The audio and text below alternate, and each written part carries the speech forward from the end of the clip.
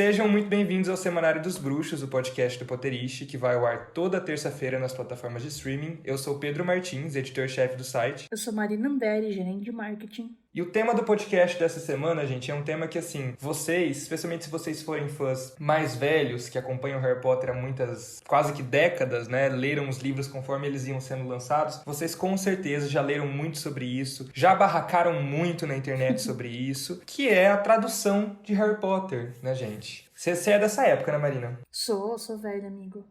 Pois é, eu sou um pouquinho mais novo, mas eu participei dessas discussões todas, até porque eu acho que, vez ou outra, elas ressurgem na internet, né? Não, é de cada 10 palavras, 15 do Pedro são, nossa, não, porque eu sou mais novo, mas assim... É isso, gente. Hoje a gente vai falar sobre a tradução de Harry Potter e a gente vai falar sobre como que é trazer livros estrangeiros para o Brasil.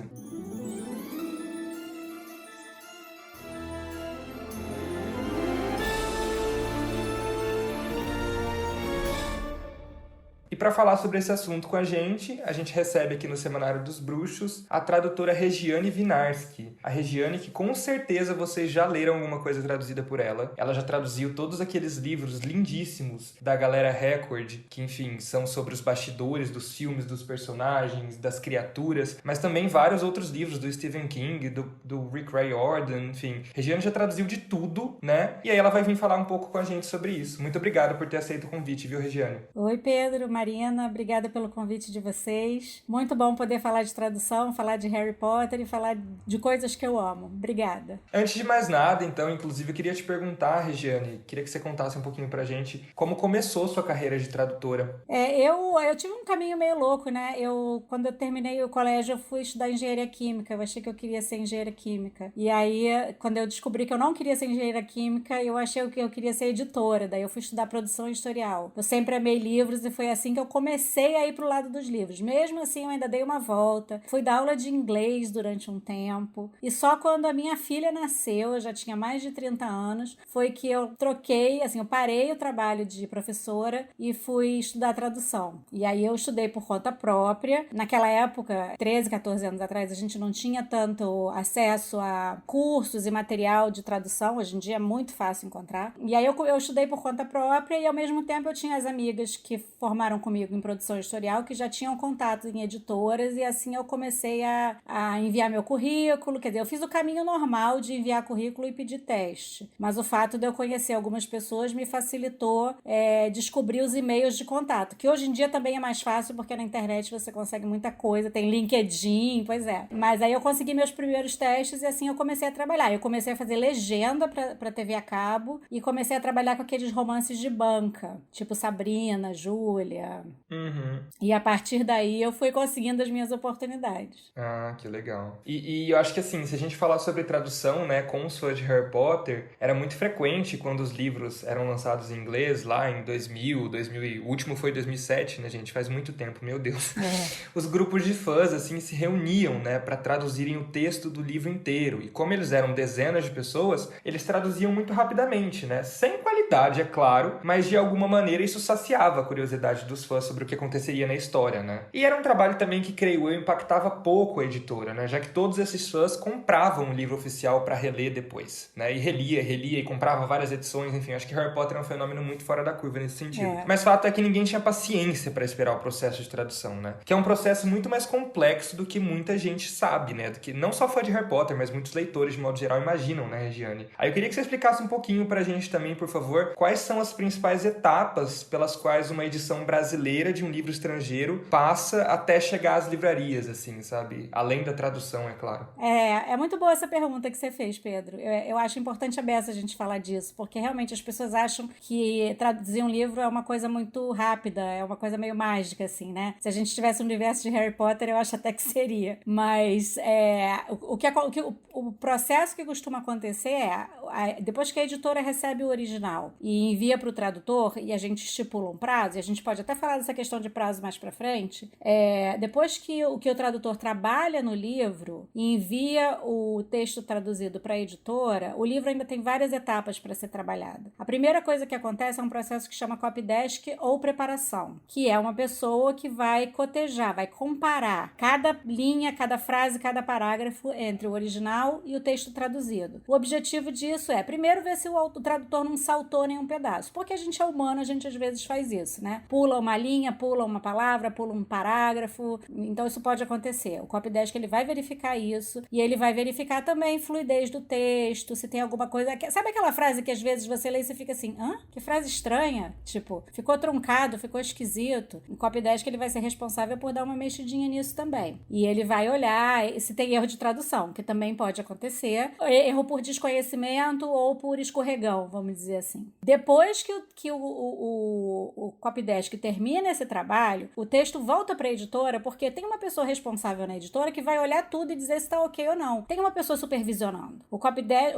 assim como o tradutor não é autoridade em cima do texto, o copydesk não é autoridade, o revisor não é autoridade. É um processo que tem uma pessoa gerenciando ou uma equipe. Então a pessoa da editora vai olhar aquilo tudo e ver, porque o copydesk também pode errar. Então vai dar uma olhada em todas as alterações para ver se está tudo ok. Feito isso, o livro vai para ser diagramado, quer dizer, ele vai ficar com aquela cara de livro.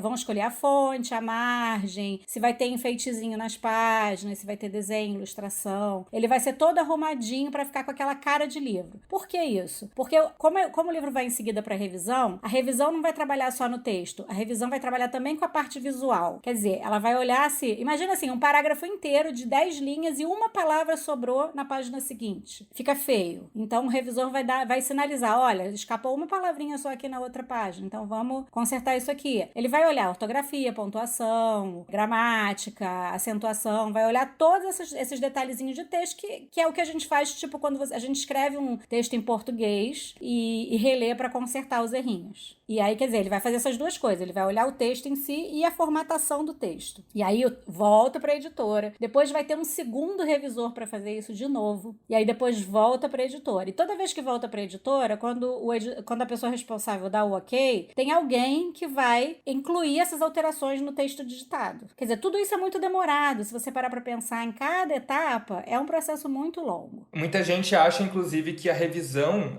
coloca... Acho que muitos ouvintes nossos nem sabem que existe esse copydesk, né? Que é antes do revisor, muito antes do revisor, né? Isso. O copydesk, ele tem em mente o texto original. O revisor tem em mente o texto final em português. É bem comum que o revisor nem olhe o texto original em inglês. É muito raro que o revisor trabalhe com o original. A não ser que ele tenha alguma dúvida ou que apareça alguma coisa muito gritante, assim. Mas, em geral, não. O revisor está só olhando o texto final e a parte visual também, que é super importante. Por isso é que o livro tem que ir diagramado para o revisor. É muito interessante, né, como é um processo que passa por diversas pessoas, né, porque, enfim, né, obviamente somos humanos, então a gente pode cometer erros, mas também você fica com o olhar viciado depois de um tempo, né? Exatamente. Mesmo que você possa, né, tipo assim, beleza, terminei de fazer isso aqui, vou reler tudo, sei lá. Tem coisa que você vai ser meio, tipo, incapaz de ver, porque você já tá acostumado com o texto e até assim, né, em coisas tão básicas, às vezes no Potterish, às vezes a gente posta uma imagem, passa por mim, passa pelo Pedro, passa pelo designer, passa por não sei o quê. E a gente não viu, porque a gente tá tão acostumado a olhar o negócio, que aí só depois que o negócio já foi. E aí, tipo, é um processo bem amador, né? Aí, tipo, nossa, numa editora tem que ser realmente muita gente bem a fundo.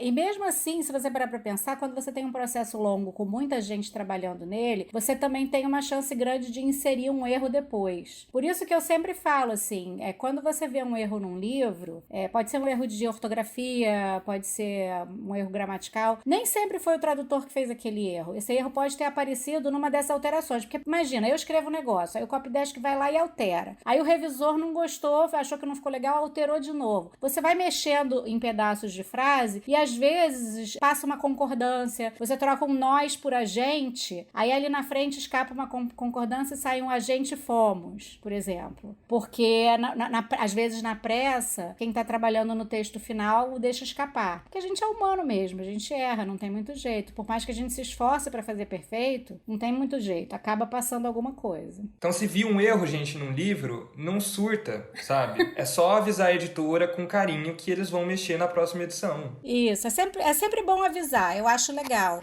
E lembrar que é isso, né?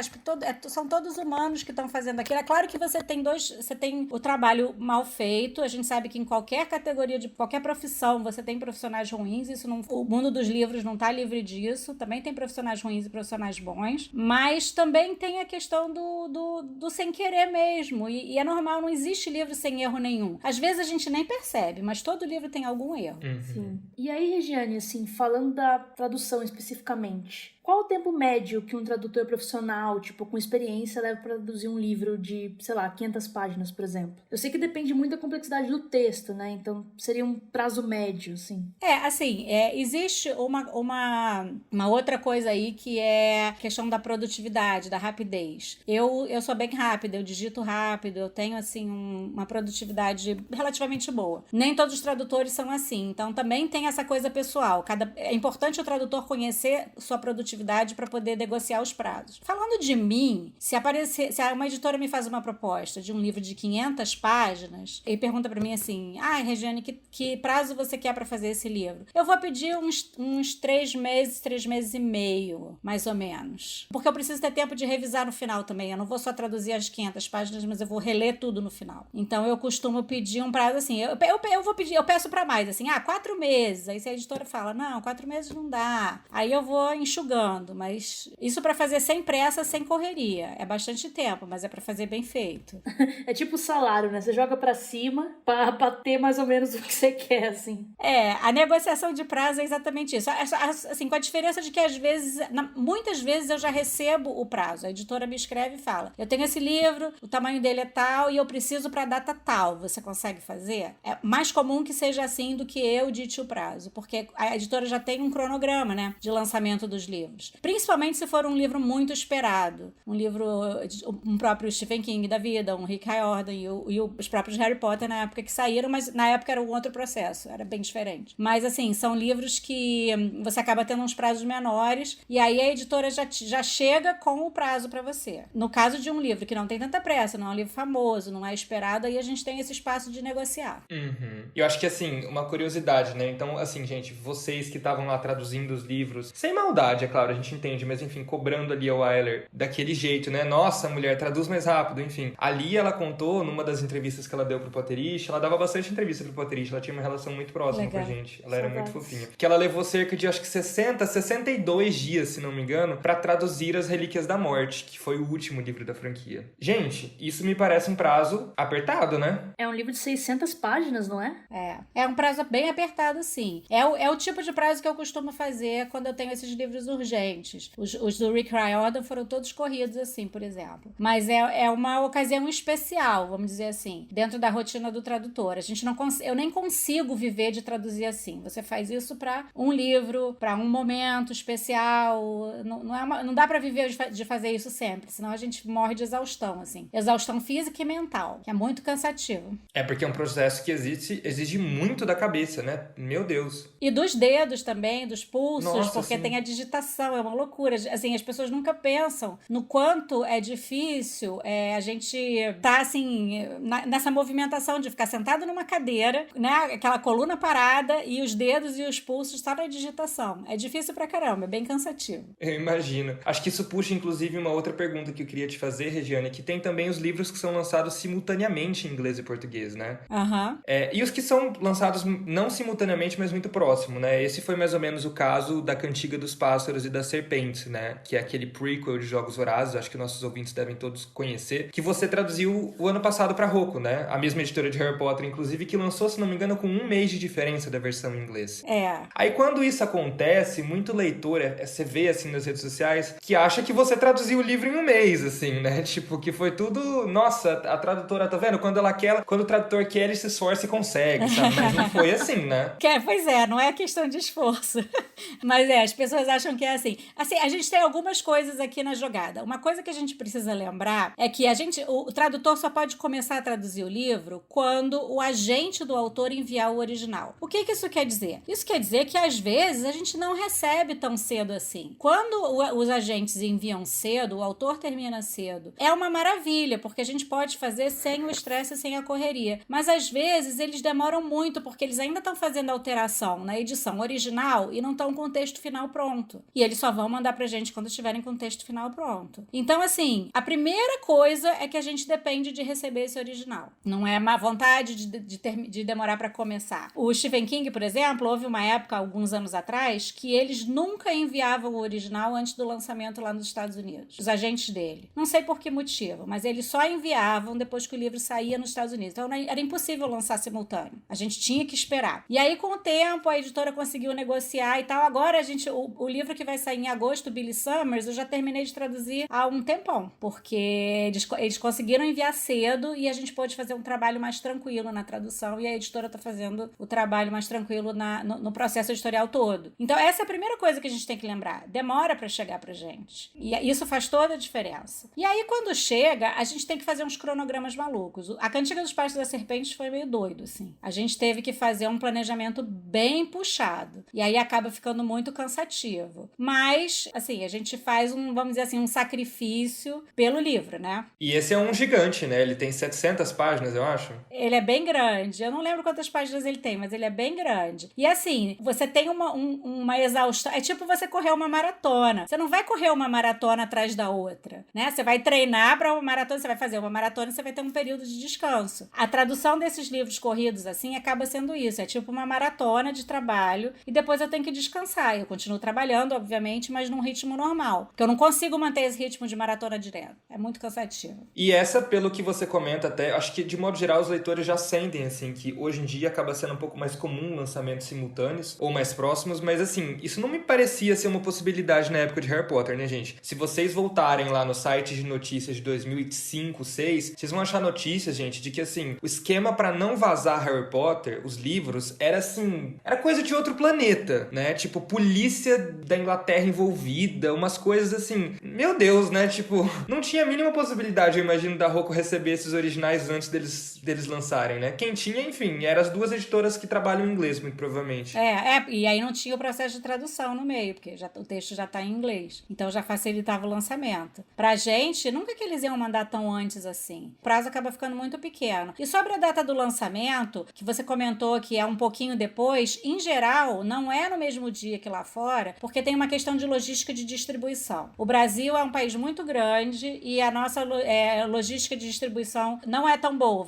Os Estados Unidos é um país bem diferente nesse sentido da gente. Então, assim, para você garantir que você vai ter o livro no Rio de Janeiro, em São Paulo, mas também em Recife, em Manaus, em Porto Alegre, em Cuiabá, quando você vai lançar o livro, você tem que ter ele disponível no país inteiro. Então, a gente precisa de um tempo a mais para fazer esse processo. E esse, em geral, pelo que eu já ouvi das editoras, é o motivo de não ser exatamente no mesmo dia. Uhum. E isso também eu lembro que, assim, eu li algumas notícias que, no caso de Harry Potter, às vezes rolava, né, de algumas livrarias furarem, não sei se é embargo, gente que é jornalista que trabalha com embargo, mas enfim, furarem, enfim, a data, né, começar a vender 2, 3 dias antes, enfim, aí virava todo aquele bafafá, né? Isso. É um processo muito complicado, né? Muito. Isso tudo tem a ver com a distribuição, porque você tem que garantir que todo mundo vai receber para poder vender. E daí o livreiro, ele tem que cumprir a parte dele, deixar a caixa fechada até a data certa, né? Deveria, pelo menos. Né? Mas eu lembro dessas histórias também. Eu também acompanhei o lançamento de cada Harry Potter na época. Eu não era tradutora ainda, eu era só leitora, mas eu acompanhei tudo. E eu lembro dessas histórias. Não, legal. E no caso dos livros sobre os bastidores dos filmes, né, Regiane, que você traduziu, eu vou até ver aqui na minha estante quantos são. São 4. São 4. Fora os outros também de Animais Fantásticos, né? Enfim, que são até um pouco menores, mas enfim. Esses que a gente tá falando, que são os da galera Record, eles são enormes, né? Com várias imagens, inclusive legendas. Isso. Quanto tempo, assim, você costumou levar, em média, pra traduzir esses volumes? Porque eles são todos meio parecidos, né? Em questão de tamanho até.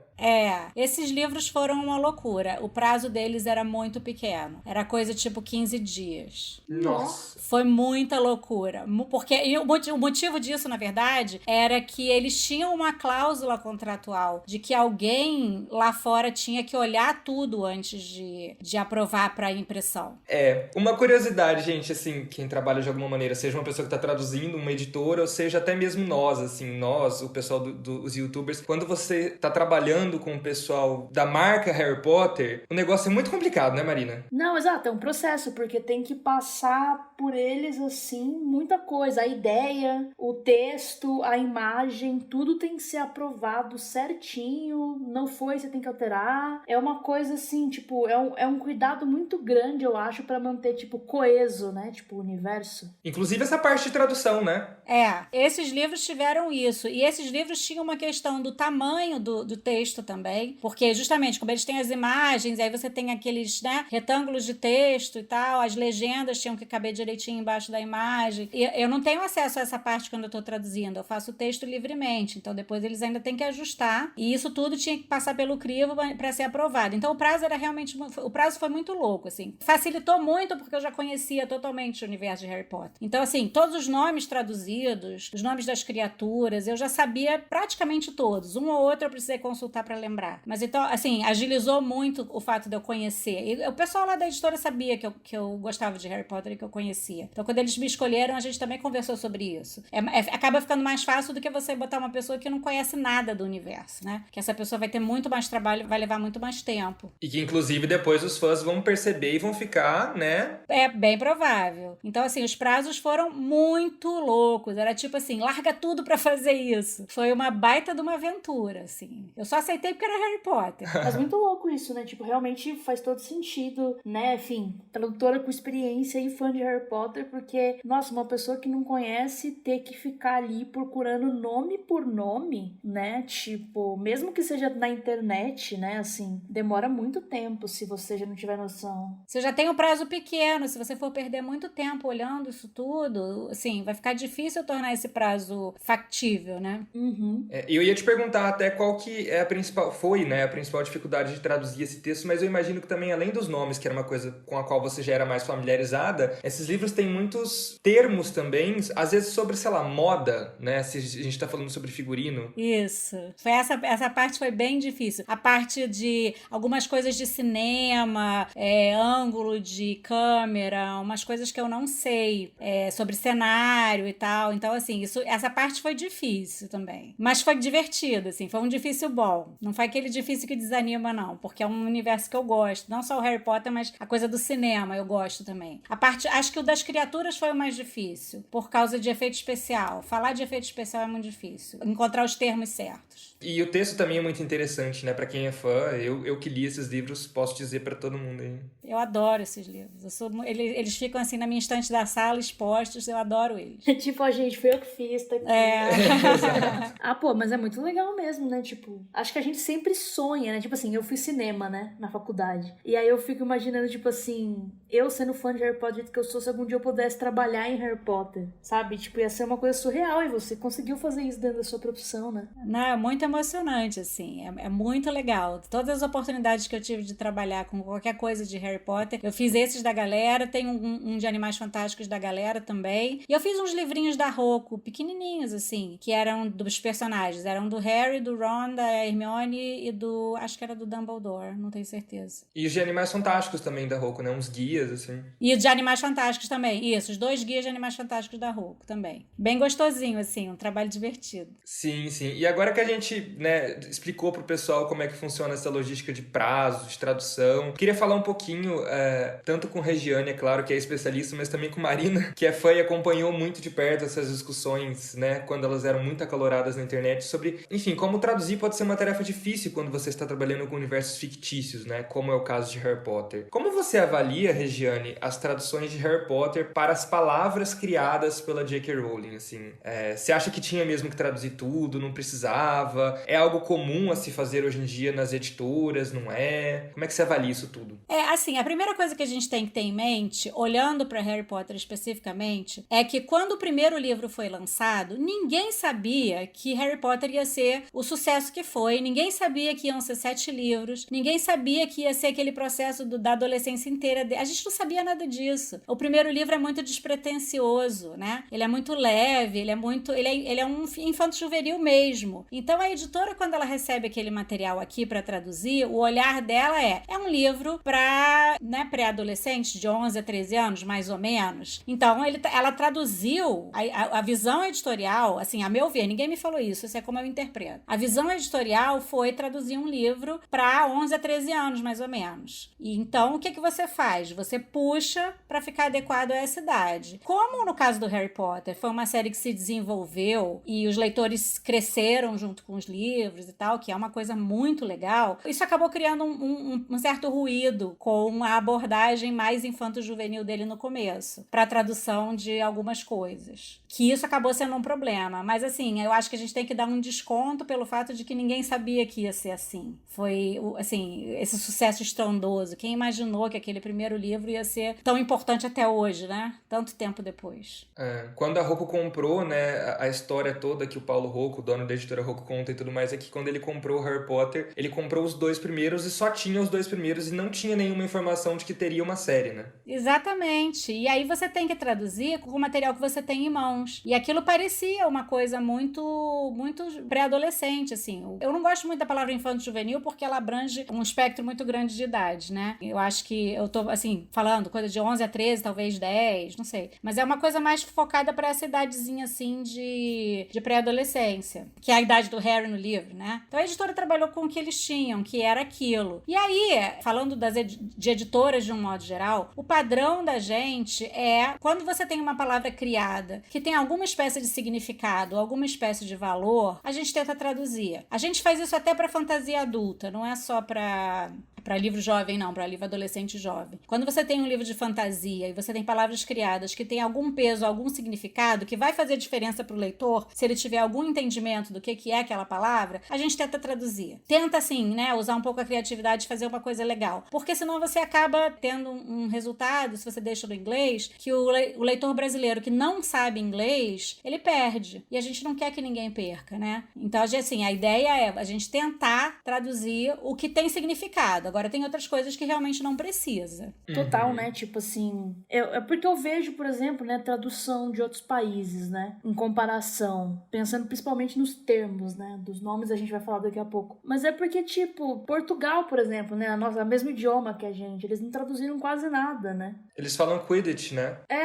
Não traduz esporte, não traduz nome de casa. E aí, tipo, eu nem sei dizer se isso é pior ou não. A questão é que, tipo, eu acho muito legal a gente ter a nossa versão e o mais fácil de falar, o mais fácil de escrever. Tipo, a tradução meio que varia de país para país, né? Não sei se tem a ver com o tradutor, com a editora, com o jeito que o país faz. Mas, tipo, em francês eles traduzem muita coisa também, que eu li recentemente. Nossa, até Hogwarts eles traduziram em francês, né? Exato, é Poudlard. Olha, não sabia. Legal. Exato. E uma curiosidade é que varinha mágica é baguette magique. Que legal. É perfeito, né? Então no Brasil não é exclusivo, assim, de traduzir, né, esses termos, essas coisas. E eu acho legal, eu acho que ajuda muito na imersão, você ter aquilo no seu idioma, né? E também a preocupação de não só de ser uma coisa que você consegue falar, mas que signifique algo próximo, né, do original, que você não perca isso, né? Não seja uma palavra vazia. Eu gosto muito disso, ainda mais que a gente tem uma população que não tem tanto acesso ao conhecimento do inglês. Eu acho que você pega um país como Portugal, já que você usou de exemplo, eu acho que os jovens de Portugal têm um acesso a uma formação de inglês mais forte do que o que a gente tem nas escolas, assim, tomando como base a escola pública brasileira, né?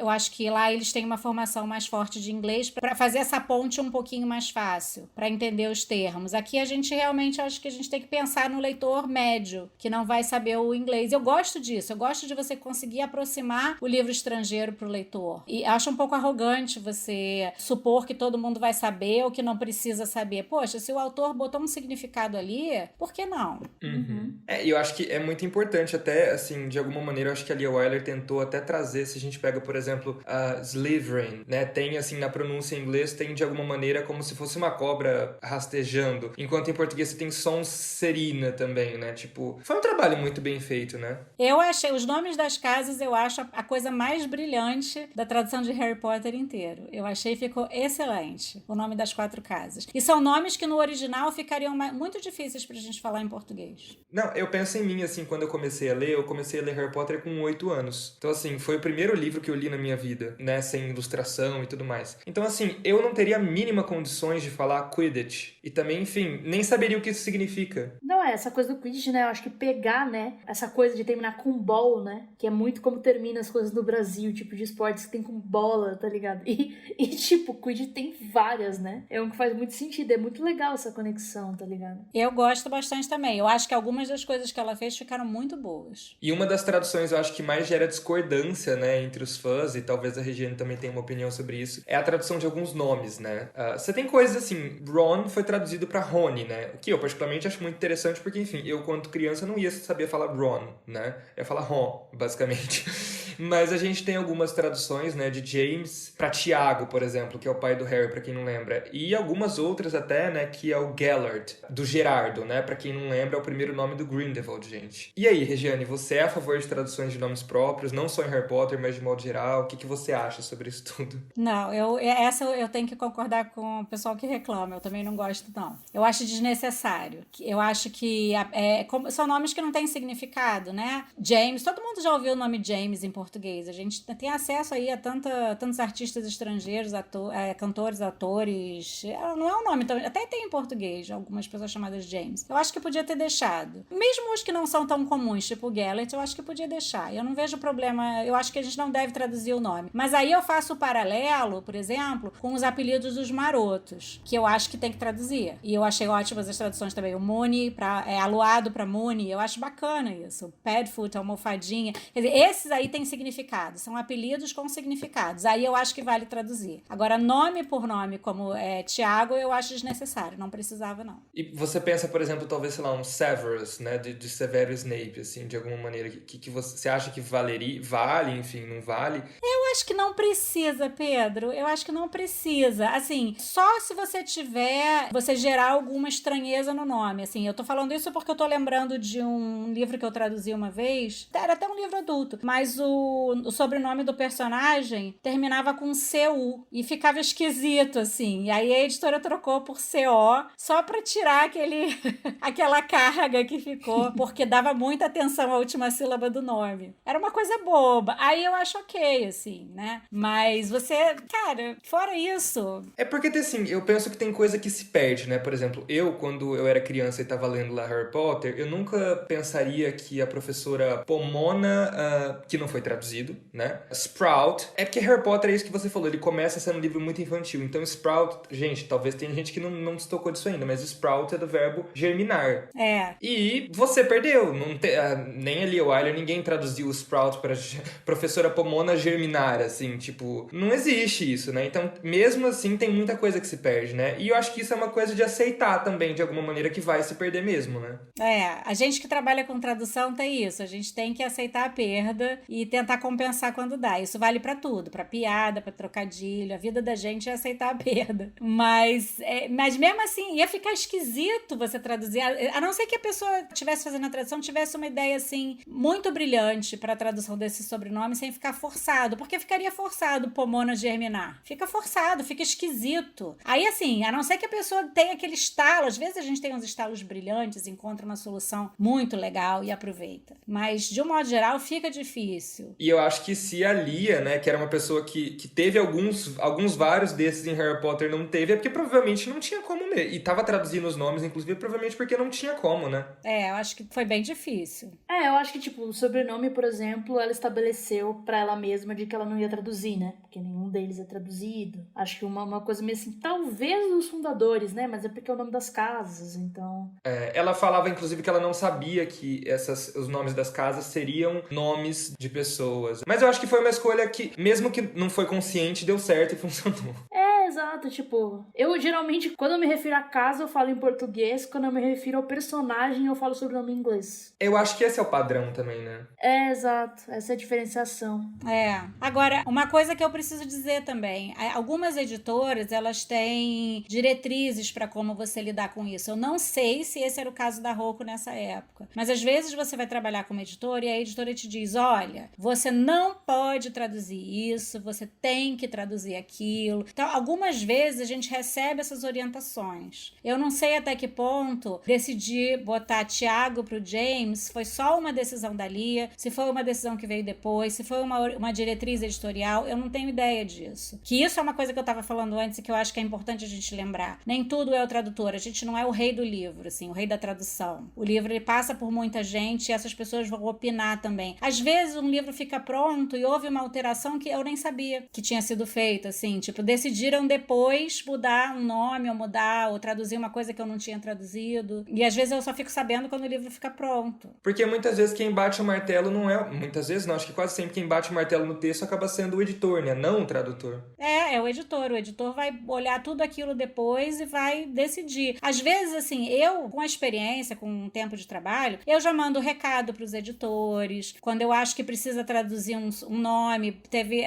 um livro do King que tinha uma personagem que tinha um nome que ela fazia uma brincadeira com o nome dela. E eu consegui pensar numa ideia legal. Aí eu mandei um recadinho, olha, eu sei que a gente não costuma traduzir nome, mas tem essa piadinha, será que a gente pode deixar assim? Então, assim, você vai fazendo essa comunicação com o editor pra achar as soluções, mas às vezes a gente não tem essa escolha, às vezes você só recebe, olha, tem que fazer assim. Eu acho que isso é uma questão muito importante, porque eu acho que o nome que fica muito público, né, é o do tradutor. Ninguém sabe, às vezes, então a culpa cai sempre no tradutor, pelo erro que não foi ele que inseriu, pela tradução que às vezes não foi ele que escolheu fazer, ou deixar de fazer. Ou até pela glória também, né? Tipo, acho que fica pro bem e pro mal. Isso aconteceu comigo uma vez, uma pessoa me mandou me escreveu no Twitter pra falar assim, olha, eu adorei essa solução que você achou pro apelido da personagem. Aí eu tive que falar, olha, essa solução não foi minha. Eu não tive uma ideia legal, e às vezes quando eu não tenho uma ideia legal, eu mando um recado pra editora e falo, olha, eu quebrei a cabeça, mas eu não consegui achar a solução pra isso. E alguém no editorial achou, então eu também não vou colher o louro pela coisa que eu não fiz, né? Não tinha sido eu que tinha tido a ideia, então eu falei, olha, eu também achei o apelido excelente, mas a ideia não foi minha. Foi na editora e eu nem sei quem foi, assim, foi no processo editorial que veio depois. E conversar com o autor é muito difícil, né? Porque, assim, a gente sabe que a Lia, no início, ela conseguia, né? Dizem que no início da tradução, o pessoal da Roku conta, a Mônica, né? Que era preparadora, copydesk, conta que no início, nos 2 primeiros livros, né? Quando ela ainda não era famosa como se tornou, elas trocavam figurinhas, assim. Diz que a Lia fazia umas listas, olha, eu traduzi isso aqui, o que você acha? E ela falava, não. E ela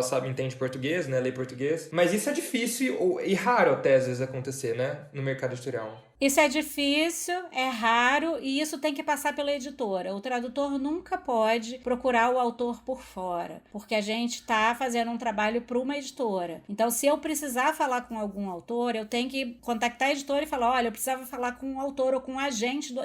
Nem com o autor é difícil, eles vão passar a nossa pergunta para o agente vai passar para o autor se achar que precisa. Às vezes eles nem respondem. Então, assim, quase nunca acontece isso, né? Quase não. Assim, eu nunca consultei um autor para saber alguma coisa de livro. Nunca. Eu já falei com autores, mas assim, não para consultar sobre tradução. Já troquei mensagem no Twitter, já recebi recadinho e tal, mas... E mesmo assim é dos que não são famosos, né? Imagina se um mega blaster autor, se o Rick Riordan vai falar comigo. Ele não sabe nem que eu existo. E, claro, imagino também que para eles deve ser complicado, né? Porque tem tradução em, às vezes, 60, 70 idiomas, né? Exatamente. É isso mesmo. Então, assim...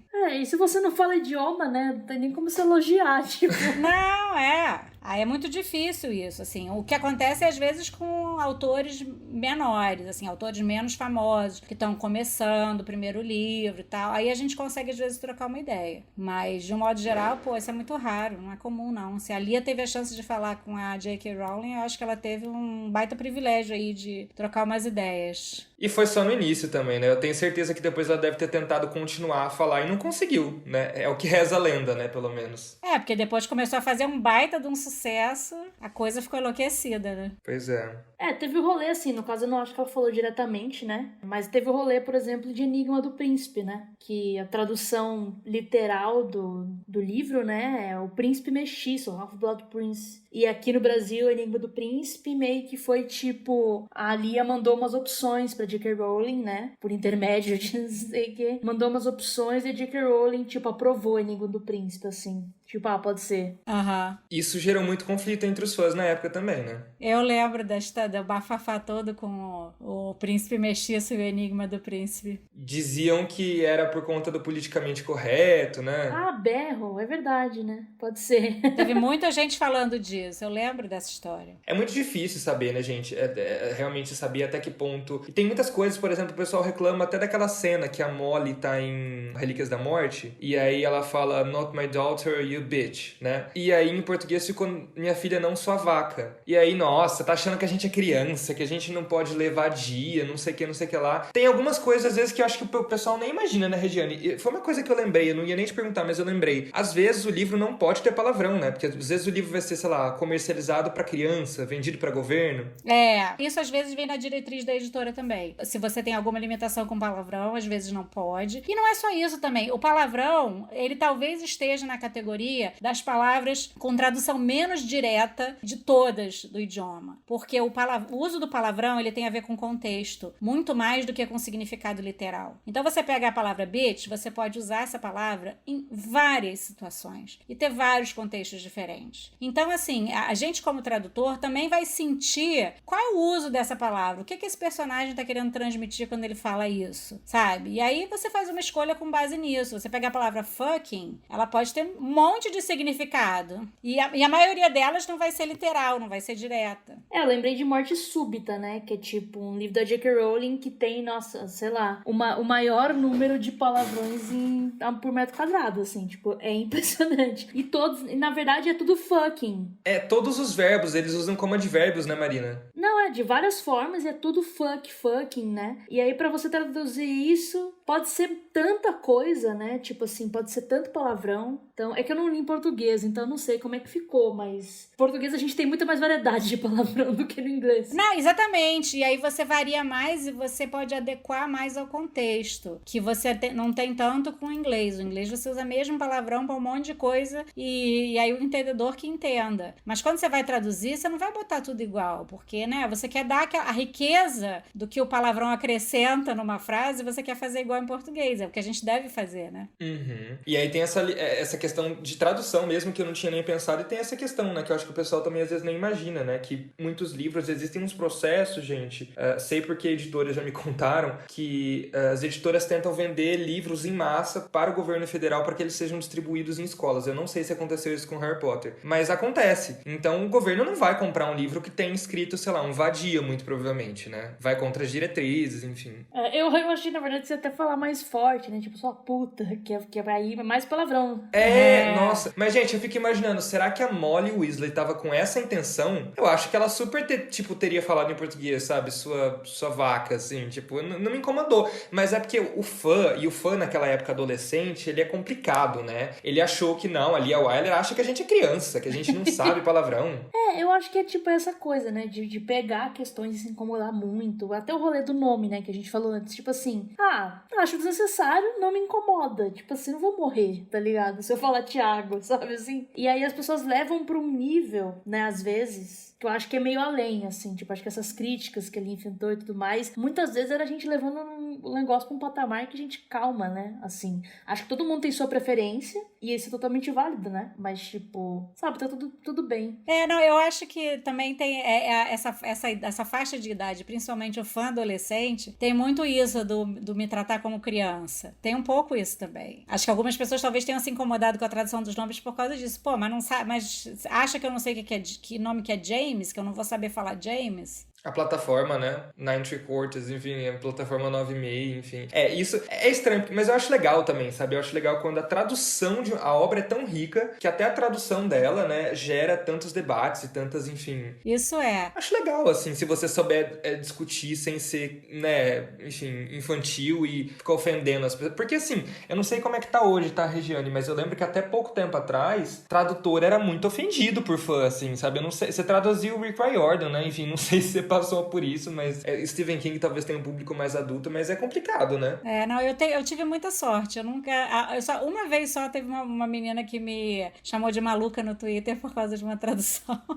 E era até por uma coisa que nem eu tinha feito, que eu tava comentando que a editora às vezes faz umas mudanças nos livros. Ela não gostou de uns apelidos traduzidos. Era um livro que tinha um pessoal que tinha uns apelidos traduzidos, cada apelido tinha um motivo pra ser, e ela não gostou. Era tipo os marotos, assim, que você tem um apelido, e ela queria que deixasse em inglês, e aí ela me chamou de maluco. Foi a única vez. Mas era um livro super desconhecido, assim, nem era nada demais. Ai, que fia. Eu tenho certeza que tem gente escutando a gente e assim, tem que confessar os erros, tá, gente? Porque, assim, a gente comete erros na vida. Que às vezes quando você começa a ler com 8 anos de idade, você não tem inglês nenhum. Aí você acha maravilhoso. Quando você tem 15, você fez seu cursinho de inglês, aí você entendeu alguma coisa, aí você já acha que não precisa, né? Rola isso também, né? Mas a gente tem que ter uma mentalidade de que você tem muita gente lendo livro que não sabe inglês, que não sabe, tipo, não tem a menor ideia, só sabe yes, no e acabou. Então, assim, o livro, o ideal é que ele seja pro público falante de português e ponto, sabe? E esse eu acho que é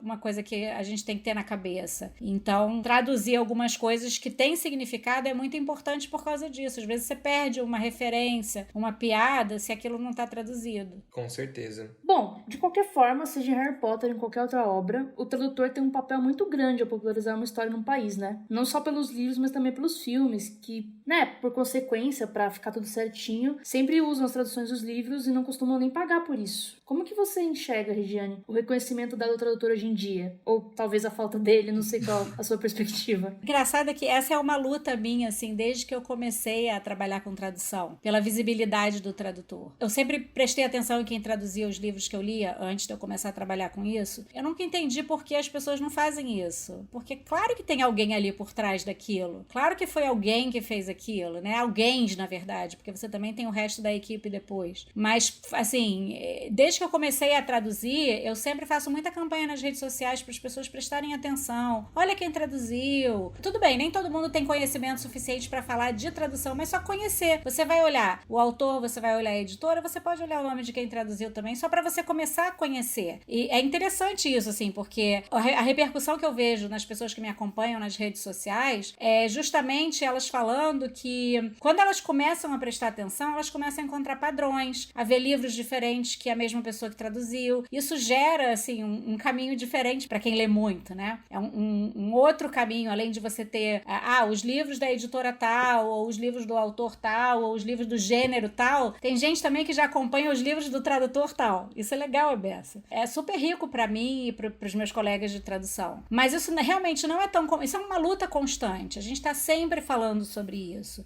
Assim, é muito comum que mesmo o pessoal que tem canal no YouTube, que tem blog, que tem Instagram de livros, muitas vezes nem cita quem é o tradutor. Tem gente que fala qual é a gramatura do papel, qual é a fonte do livro, capa dura, mas não fala quem traduziu, assim. Parece que o objeto livro é muito mais importante. E quando fala é só pra criticar negativamente, né? Muitas vezes é para criticar negativamente. Eu tenho muita sorte, assim, que a minha luta pela visibilidade me rende muitos frutos. Eu vejo muita repercussão boa. Às vezes as pessoas me marcam até em coisas falando de outros tradutores, comentando que começou a prestar atenção por causa de coisas que eu falei, assim. E aí começam a seguir outros tradutores. Já teve gente me perguntando, você conhece a tradutora tal que eu queria chamar para fazer uma entrevista? Isso é muito legal, assim, as pessoas começarem a prestar atenção. É um trabalho super legal, é um trabalho super rico. Em geral, quem trabalha com livro gosta de livro, porque é um trabalho muito ingrato, assim, né? É um trabalho que não paga tão bem, é um trabalho difícil, a gente rala pra caramba. E aí, normalmente, quem trabalha com isso gosta de livro. E quem gosta de ler, é sempre um prazer você encontrar uma pessoa que gosta, sendo profissional dos livros que você gosta de ler. Isso também é bacana. Então, assim, eu acho que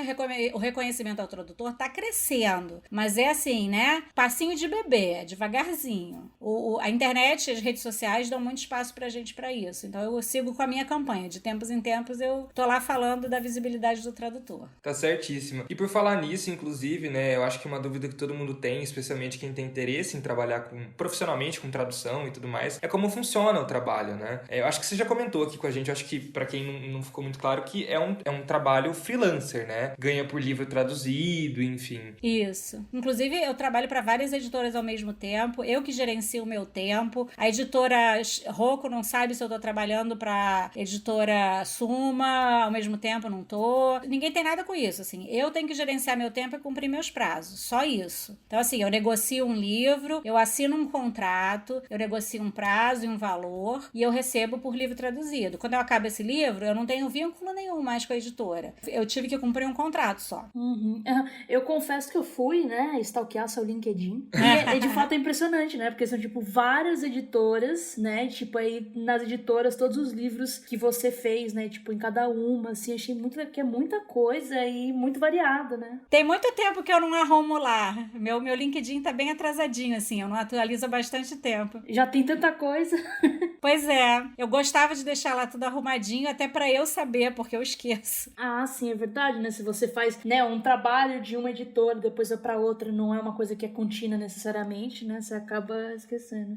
Tem editora que eu faço, assim, um livro por ano. Tem outras que é tudo seguidinho. Um atrás, acaba um, já tem outro. Isso varia muito. É que você vai construindo sua networking, né, basicamente. Porque aí você tem um bom relacionamento, faz o rolê, e aí sempre vai tendo trabalho, né? Isso. Aí eu falo isso muito pro pessoal que é estudante de tradução. Você fazer um bom trabalho abre muitas portas. Porque quem trabalha dentro da editora muda muito de emprego. Então, às vezes, se você fez um bom trabalho para uma determinada pessoa numa editora X, quando ela for para outra editora, ela vai lembrar de você, vai te chamar. Lembra de mim, que a gente trabalhou junto e tal? Pois é, queria te trazer para cá. Isso acontece muito comigo. E aí eu falo sempre, a gente tem que cumprir prazo, tem que fazer o melhor trabalho que puder fazer, porque é isso que vai abrir suas portas. Ficar pedindo teste é o caminho inicial. Enviar currículo, mandar teste é o caminho inicial. Mas depois que você já bota o pezinho lá, depois seu pezinho passou da porta e você começou os trabalhos, você fazer um bom trabalho que vai ser marcante para quem te contratou o que mais abre outras portas para você. Porque todo mundo quer trabalhar com alguém em quem confia. Claro, faz muita diferença. É um pouco parecido também com quem trabalha com jornalismo na parte de redação, né? Como eu trabalho como freelancer, é mais ou menos um pouco parecido, né? É sim. Você vai entrando assim de alguma maneira. E eu acho que também uma pergunta que eu ia te fazer, e também é muito parecida com o jornalismo, o pessoal se pergunta, claro, né? O quanto ganha um tradutor? Eu acho que é muito difícil responder essa pergunta, né, Regiane? Porque depende, até mesmo você disse. É claro que naquele mês que você está traduzindo um livro de 500 páginas em 20 dias, você vai ganhar mais do que o mês que você está traduzindo mais calma.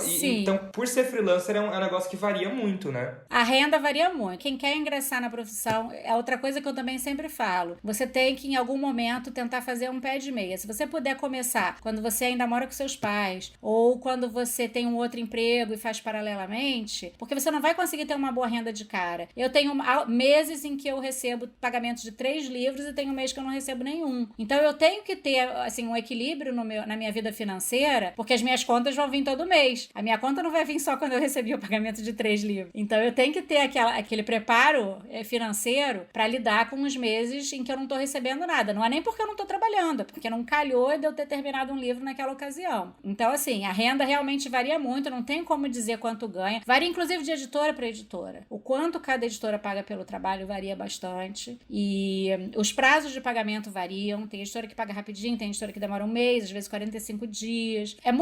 São muitas variáveis para poder responder isso de uma forma mais precisa, sabe? Tem muitas coisas aí para interferir. E quando a gente faz esse esquema, o livro de 500 páginas em 20 dias em um mês, a gente costuma receber mais por isso também, porque é um trabalho de urgência. Então, quando a editora me faz uma proposta dessa, ela já vem com uma compensação financeira, porque é aquela coisa, eu corri a maratona, né? Não é só pelo amor, eu também tenho que receber mais por isso. Uhum. Eu acho que o pessoal talvez nem conheça tanto, mas quem trabalha com texto, gente, seja jornalista, seja tradutor, enfim, usa uma maneira de você, porque página, né? Às vezes a diagramação de um livro, ele tem mais conteúdo, menos conteúdo. A lauda, se vocês tiverem interesse, vocês procuram. A lauda jornalística tem uma quantidade de caracteres, a lauda de tradução tem outra, e aí, enfim, negocia-se muito por lauda, mas é o que a Regiane falou, imagino, né? Cada editora tem um preço, cada complexidade de texto tem um preço, então é muito variável, muitas variáveis, né? Varia muito. Eu sempre falo que página não é medida da mesma forma que garrafa de água não é medida. Você pode ter aquela garrafinha de 250 ml, você pode ter uma garrafa de 5 litros. Então, garrafa não é medida para água da mesma forma que página não é medida para texto. A gente usa a lauda como usaria 1 litro. 1 litro sempre vai ser 1 litro. Uma lauda de tantos caracteres sempre vai ser uma lauda de tantos caracteres. Exatamente. Interessante. E aí, como a gente tá falando basicamente como é que funciona a área para quem quer trabalhar assim, tipo, existem graduações, né, que você pode fazer especificamente, mas nem todo tradutor as possui, né? Tipo, você sente que elas são essenciais para o trabalho? E se não são, qual que é a alternativa? Como é que você pensa isso? O tradutor, ele não precisa ter formação de tradução. Não existe uma necessidade, não é uma profissão regulamentada. Então, a minha formação é produção editorial, não é tradução. Agora, existe a tradução como graduação, existe como pós-graduação e existem os cursos livres. O que eu acho é que a habilidade que o tradutor tem que ter, a habilidade que é essencial, é escrever bem. Tem que escrever bem, ter um domínio maravilhoso do português, ter um texto excelente. É isso que vai te tornar... Claro que o conhecimento do inglês ou do outro idioma que você traduzir é importantíssimo, mas as pessoas costumam pensar muito, eu tenho que saber muito inglês para traduzir, e esquecem que tem que escrever em português super bem. É isso que vai ser seu diferencial. Você oferecer para uma editora um texto de excelente qualidade. Então, assim, algumas pessoas já me perguntaram, aqui na cidade que eu moro não tem faculdade de tradução. Eu quero fazer vestibular, quero fazer Enem, escolher um curso, eu não sei o que eu faço. O que eu posso fazer para poder ser tradutor? Eu costumo recomendar, escolhe alguma coisa que você vai ter que ler muito e escrever muito. Interessante. Porque você vai estar treinando a sua habilidade principal. Então, assim, pega uma coisa que você gosta, claro, mas algo que você tem que ler muito e escrever muito. E, se possível, também adquirir cultura geral, que são as bagagens que vão te preparar melhor. Se você está num lugar que você não tem a menor condição de fazer uma faculdade de tradução, isso não é essencial. Você pode fazer letras, você pode fazer jornalismo, pode fazer história, filosofia, tem tantas coisas aí que dá para fazer. É claro que, né, você tem que ter em mente um plano B, de repente. O que eu vou fazer com filosofia se eu não conseguir entrar na tradução? Sei lá. Não é para fazer qualquer coisa, mas não vai fazer matemática. Matemática não vai te preparar para escrever. Exato. É isso. E escrever é fundamental. É a coisa mais importante. As pessoas me falam muito, eu tenho que saber inglês pra caramba, né? Mas tem que saber mais português. Porque o trabalho que você vai entregar é em português, né? Não é em inglês. E as pessoas focam muito no original do livro e não focam tanto no fato de que é isso. Você vai ter que escrever. Tem que saber escrever muito bem. Tem que ter um texto, assim, redondinho.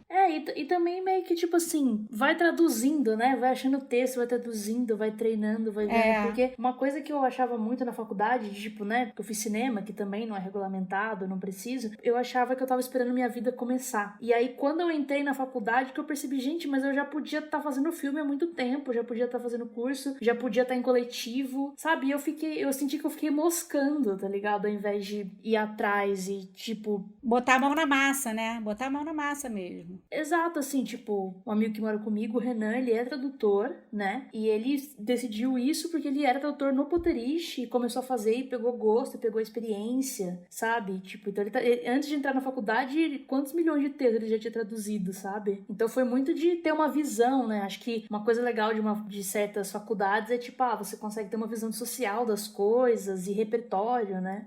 Mas, principalmente fazer o rolê, né? Eu falo muito isso também para as pessoas. Faz grupo de estudo, sabe? Traduz junto. Pega o mesmo texto, 3 pessoas traduzem, troca entre si para um ler o do outro, debate aquilo depois, porque traduzir é escolher.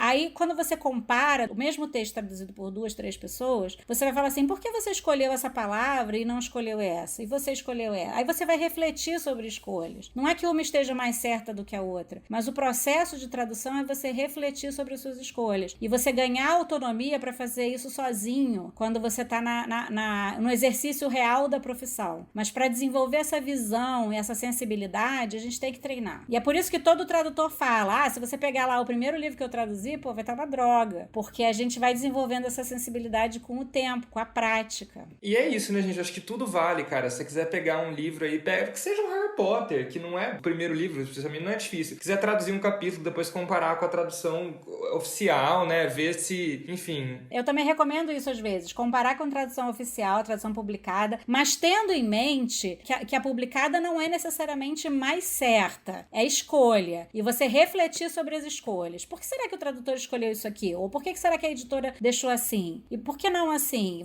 Obviamente, você não vai ter a chance de discutir com o tradutor, muito provavelmente. Mas só o processo de reflexão noção sobre o texto, já desenvolve pra caramba. E outra coisa, assim, que eu falo muito para as pessoas que eu trabalhei, eu fiz mentoria ano passado com um pessoal que era estudante, e aí o que eu falo sempre é assim, a gente precisa desenvolver uma sensibilidade pro nosso texto. Porque, assim, voltando para aquilo que a Marina tinha falado antes, a gente meio que vicia no texto da gente e não percebe as coisas. Mas, por outro lado, se a gente desenvolve um olhar que já sabe onde é que a gente erra mais, eu já sei quais são os meus maiores problemas. Então, quando eu vou revisar, eu foco nisso principalmente. Eu já sei o que eu tenho que olhar. Por isso é importante trabalhar bastante, né? É a mesma coisa. Eu, enquanto jornalista, eu sei que todos os editores corrigem. Sei lá, eu erro muito um erro X. É isso, você tem que prestar atenção ali. Você ter a sensibilidade, ter aquele olhar, assim, de perceber, o meu ponto fraco é esse. Você saber seus pontos fortes é ótimo, mas saber seus pontos fracos é ouro, assim. Exato, ou seja, colocar a mão na massa, gente. É isso aí. E aí, fazendo meu papel como gerente de marketing, gente, você também pode se inscrever para ser tradutor do Potterish, entendeu? É muito legal. E você tem a oportunidade de aprender aí fazendo, entendeu? Manda e-mail pro pedro@potterish.com. Sim. Não, mas é real, assim, isso que a Marina falou, né? O Potterish, a gente tá aqui fazendo isso aqui, gente, a gente não ganha nada, sabe? É tudo, todo mundo é voluntário, a gente faz por amor, assim. É muito difícil entrar alguma coisa, apesar de que, enfim, patrocínio, estamos abertos. Mas, realmente, o Potterish, eu acho que essa escola, assim, pra todo mundo, né? Foi pro Renan, pra esse amigo da Marina que trabalha com tradução, de outros idiomas, inclusive, até. Foi pra mim, enquanto jornalista, e eu acho que pra muitas outras pessoas, a gente já teve tradutores profissionais mesmo na nossa equipe, assim, sabe? Porque são traduções completamente diferentes, tá? Ninguém vai traduzir livro no Potterish, gente. É traduzir uma entrevista, ou, às vezes uma reportagem, que são textos muito mais simples, mas que de alguma maneira também ajuda você a praticar, né? Com certeza. Ah, não. Tanto é isso, né? Eu entrei como tradutora no Potterish, depois virei chefe de tradução, tipo, que o meu inglês melhorou e o que eu comecei a sacar sobre várias coisas, assim, tipo... E o português também, né? Tudo, né? Tipo, fazendo, velho. Foi fazendo. É muito bom isso. É muito legal perceber isso, né? Sim. Bom, gente, o nosso papo foi excelente. Eu agradeço muito a Regiane por ter topado o convite. Eu espero que vocês que estejam escutando, sejam vocês fãs de Harry Potter que já nos acompanham, sejam vocês que acompanham a Regiane, tenham curtido o papo. E eu imagino que a Regiane, assim, ela é uma pessoa muito aberta. Eu segui a Regiane nas redes sociais, gente, quando eu comecei a ler os livros que ela traduziu de Harry Potter, eu reparei no nome dela e fui procurar o Twitter dela. Então, assim, ela é uma pessoa muito acessível. Se vocês tiverem dúvidas, inclusive, eu imagino que ela vai super responder vocês, enfim. Então, eu queria que você falasse, Regiane, pra gente quais são as suas redes sociais, pro pessoal seguir você, enfim, trocar uma ideia, caso queiram. Eu sou mais presente no Twitter, mas eu tô no Instagram e no Facebook. Facebook eu quase não uso mais. Eu tô mais no Twitter mesmo, que é inclusive uma rede bem mais dinâmica, assim, né? Tô lá reclamando da vida, reclamando da pandemia. Qual que é seu usuário lá? É Regiane Vinarski mesmo. É só botar meu nome tudo junto em todas as redes. É super fácil me achar. E o seu Instagram também? Também. Instagram, LinkedIn, tudo é mesmo. LinkedIn não tem nada demais, né? Mó rede chata pra caramba. Mas eu tô lá também. Legal.